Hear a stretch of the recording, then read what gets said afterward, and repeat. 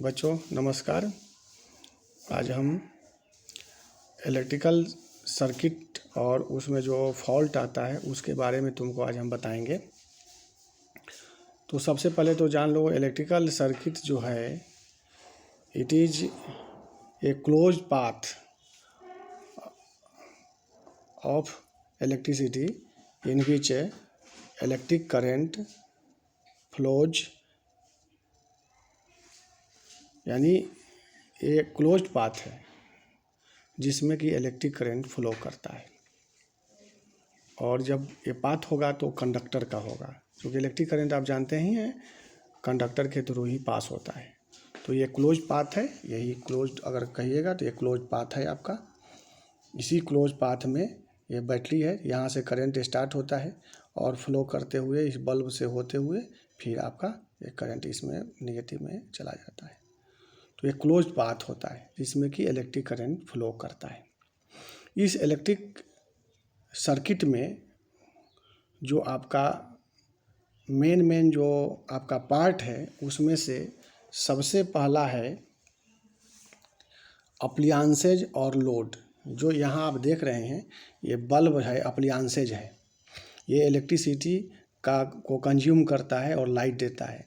इसको हम लोड भी कहते हैं, इसलिए लोड कहते हैं कि यह इलेक्ट्रिसिटी पर ही चलता है और ये इलेक्ट्रिसिटी को कंज्यूम करता है, इसलिए इसको हम लोड भी कहते हैं। तो अप्लायंसेज या लोड एक ही चीज़ होता है। दूसरा होता है इलेक्ट्रिक सोर्सेस। तो it gives the electrical energy into the circuit. यानी ये आप जो देख रहे हैं इलेक्ट्रिकल सर्किट, इसमें यही आपका बैटरी सोर्स है, ये एनर्जी का सोर्स है।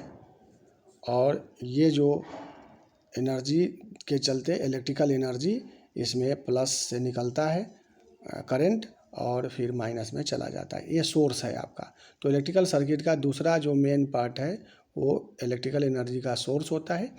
यहाँ पर बैटरी लगा हुआ है, ऐसे पावर सप्लाई भी होता है और बैटरी और सेल होता है। तो इसमें एग्जाम्पल में आपका हो गया cell, battery and power supply. तीसरा होता है स्विच।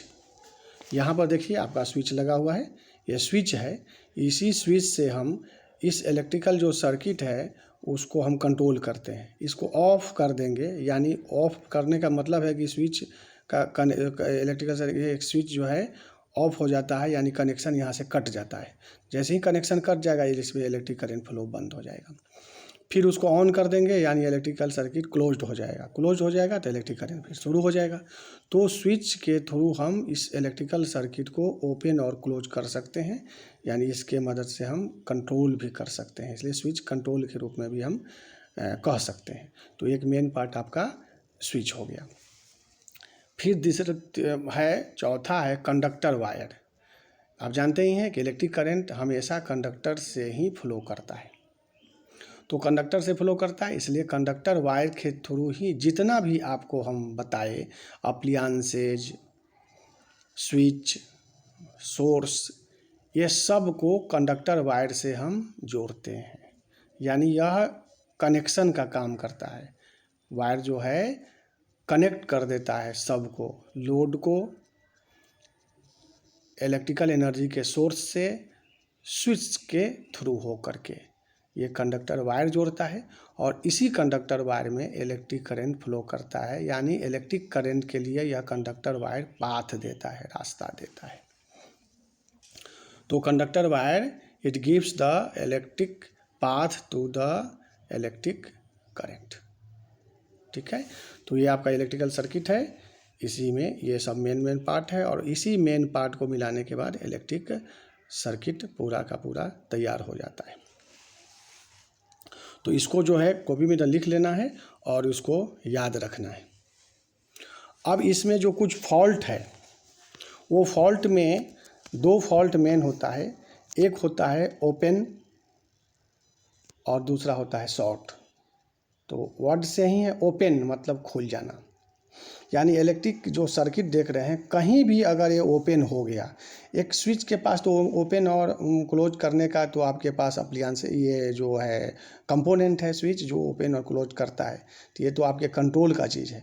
लेकिन इसके अलावे जो आपके कंट्रोल का नहीं है, उसमें कहीं भी अगर तार कहीं भी कोई ओपन हो गया, यानी तार भी कहीं से, ये तार जो जा रहा है कंडक्टर वायर कहीं से टूट गया, या ये अप्लायंसेज में देखिए, अप्लायंसेज के अंदर में भी कंडक्टर वायर होता है जो फिलामेंट हम लिखे हुए हैं, ये कहीं से टूट गया जो आपको दिखाई नहीं देगा। और हो सकता है अगर ग्लास अगर मतलब ट्रांसपेरेंट हो तो दिखाई भी दे सकता है, और नहीं भी दिखाई सकता है। बहुत अगर आपका ओपेक के अंदर में है कंडक्टर लगा हो तो दिखाई नहीं देगा।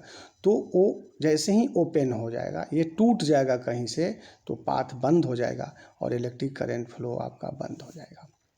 तो ओपन सर्किट उसको हम कहते हैं। तो उस ओपन सर्किट में क्या हो सकता है, या तो स्विच आपका ख़राब हो गया, स्विच ख़राब होगा, ऑन कीजिएगा, उसके बाद भी कांटेक्ट नहीं बन पाया, तो ख़राब हो गया, तो भी ओपन हो गया जाएगा। स्विच ख़राब होने के चलते भी ओपन हो सकता है।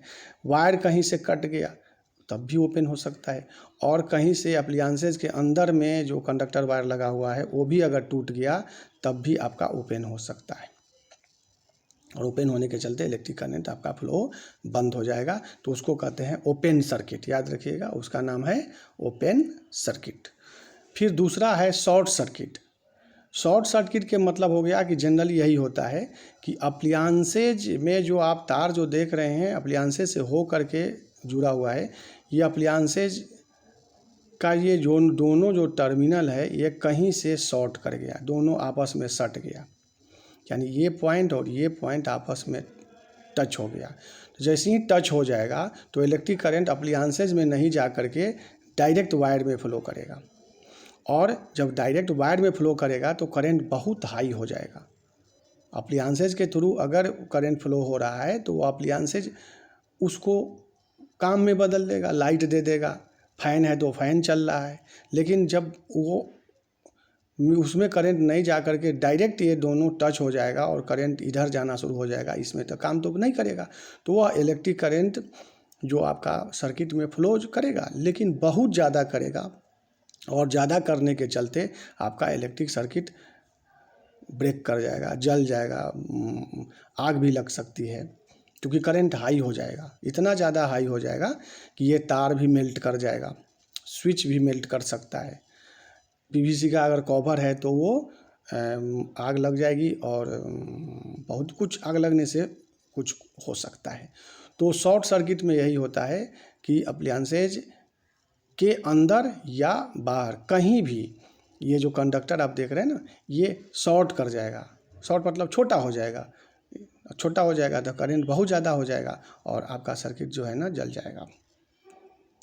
तो ये शॉर्ट सर्किट हो गया। तो दो तरह के फॉल्ट होता है, एक ओपन सर्किट जिसमें कहीं से तार टूट गया तो वो तो उतना खतरनाक नहीं होता है, लेकिन जो शॉर्ट सर्किट है वो बहुत खतरनाक होता है। अगर शॉर्ट सर्किट कहीं से लग गया, यानी अप्लायंसेज के अंदर ही जनरली लगता है, तो अप्लायंसेज के अंदर करंट नहीं जा करके डायरेक्ट करंट सर्किट में फ्लो होने लगेगा और करंट हाई होगा, और इसके चलते जो है ना आपका जितना भी इसमें कंपोनेंट लगा हुआ है सब में आग लग जाएगी, तार भी गल सकता है।